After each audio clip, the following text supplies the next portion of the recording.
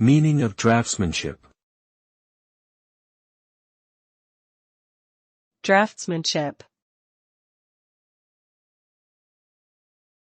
Draftsmanship. Draftsmanship. Draftsmanship.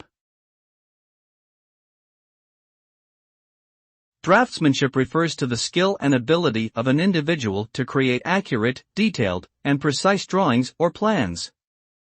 A person with strong draftsmanship abilities can effectively communicate complex ideas and concepts through their drawings, using techniques such as perspective, shading, and highlighting. The result of good draftsmanship is a highly detailed and accurate representation of an object, building, or landscape.